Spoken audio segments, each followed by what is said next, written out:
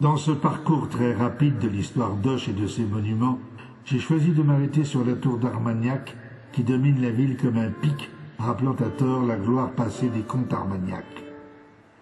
En effet, sa construction se fit plus tard, au XIVe siècle, et constitue plutôt le symbole des attributions judiciaires de l'archevêque. Je l'ai placée au centre de l'image car elle se situe au cœur de notre ville. Les comtes d'Armagnac vont animer souvent de façon glorieuse et fière pendant près de 5 siècles l'histoire de France. C'est à la mort du dernier Fezensac, 1146, que Géraud III, comte d'Armagnac, prit le titre de comte d'Armagnac et de Fezensac.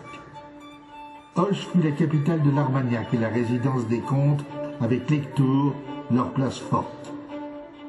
L'histoire de la ville, dans les siècles qui suivirent, ne fut qu'une lutte d'influence entre les 3 forces suivantes.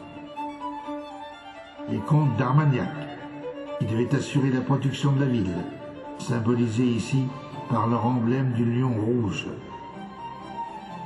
Le clergé, très puissant, très riche, dont on voit en bas de l'image l'agneau qui tient une bannière. Et en dernier, le peuple, organisé en une communauté avec à sa tête des consuls. Auch, ville indépendante, lutta pour conserver ses droits intacts, mais les revers furent nombreux et la ville fut bien des fois pillée. Mais malgré tout, chaque fois qu'ils le purent, les consuls se battirent pour cet idéal. La vieille devise de la cité est là pour nous rappeler combien le combat fut rude. Seul ne peut Auch. C'est pour cette raison que j'ai choisi une toile bleue.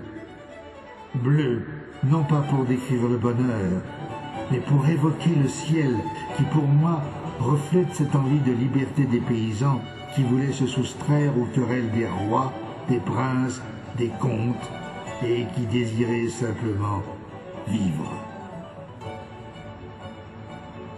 Sur le bas de la tour droite, j'ai placé une photo retravaillée de l'Office du tourisme qui illustre l'habitat de cette époque et les maisons à colombage. Je précise toutefois que l'Office du tourisme date du XVIe siècle, mais que ce type de construction a été utilisé en France dès le début du Moyen Âge.